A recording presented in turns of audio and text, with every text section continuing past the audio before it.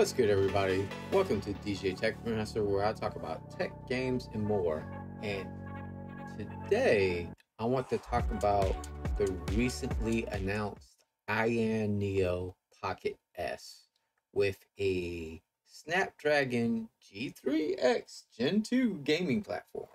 So they are definitely trying to make a beefy Android handheld for gamers out there. And this thing looks like they are, I like the design of it, but they are looking for, they're really trying to go for the Steam Deck of Android handhelds, because as you see, they get the little USB-C port at the bottom. I don't like that on the design that they get the 3.0 jack on the bottom. That should be on the top. But they're talking about a 6-inch screen, which, you know, a lot of people like their 5.5 screens.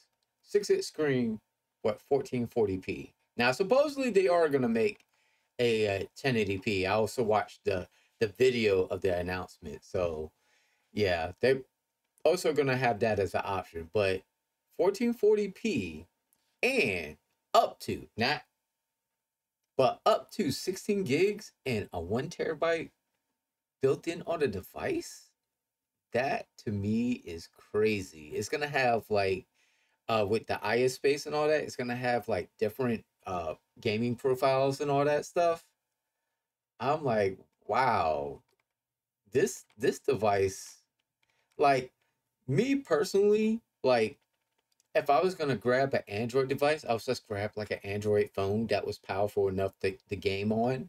But this will have the Joy-Cons and everything.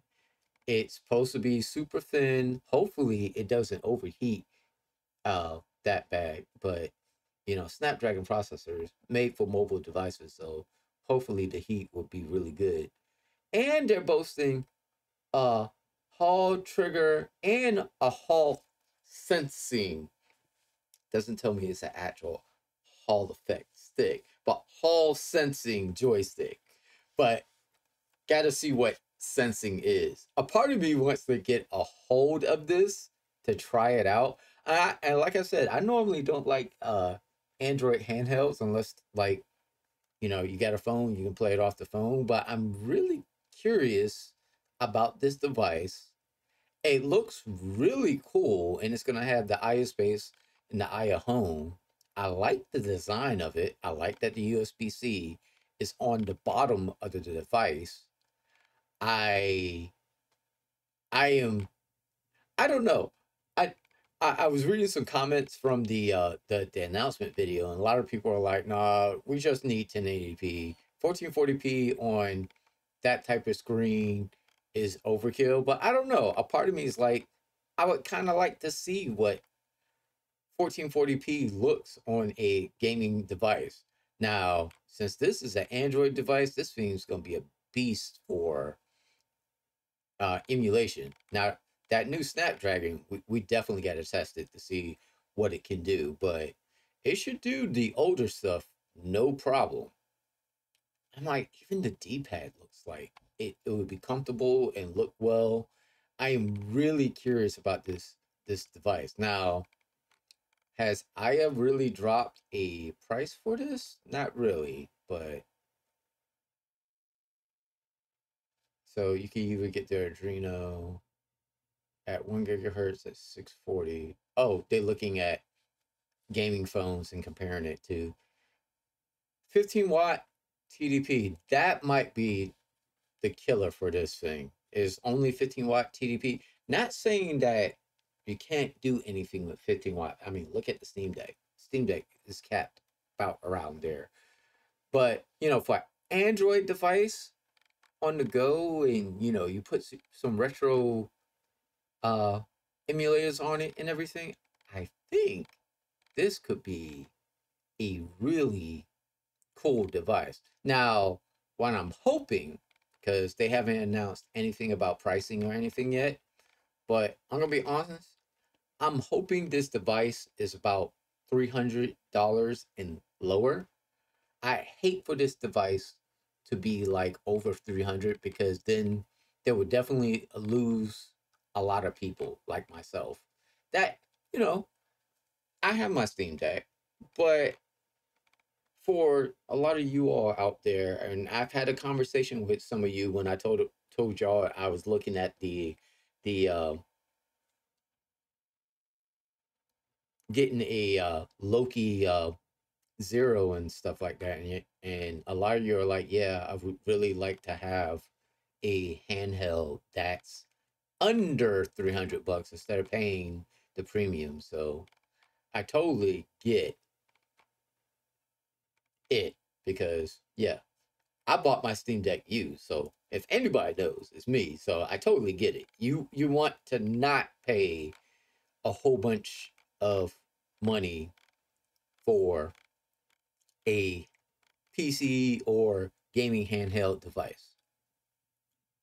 I'm just looking at the spec sheet more now. Such as I'm fishing to see if they had a suggested maybe price somewhere on the site. The video didn't show me nothing about price, so that's why I'm on the site right now.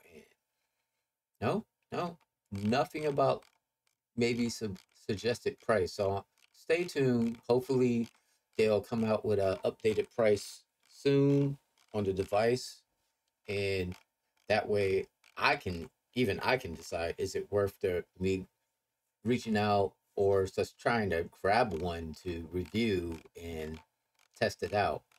But yeah, a little bit different of a video today. I'm gonna be on the hunt for more like retro handhelds and newer PC handhelds that so coming out. Oh yeah, talking about PC handhelds, I guess I could throw this in here real quick.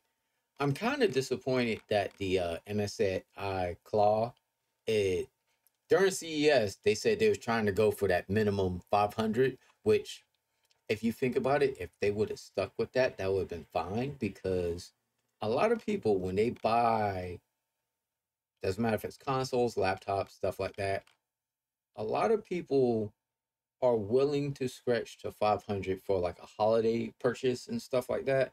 But anything past that is a bit of a stretch. And they announced that MSI as $599, so $600 for the minimum one. Now I'm like, y'all should have stuck with 500 for the minimum one. I think that would have been a better price point, and then have your higher end one be priced higher. But is what it is. I'm still curious about how it's gonna really perform, but we'll find out in the next couple of weeks, you know, as time tells and stuff gets more released and all that stuff. But tell me down in the comments, are you excited for this device? You know, an Android handheld that potentially can have as much power as a PC handheld? Let me know what your thoughts is down in the comments. Until next time, guys, peace, love, stay gaming, my friend.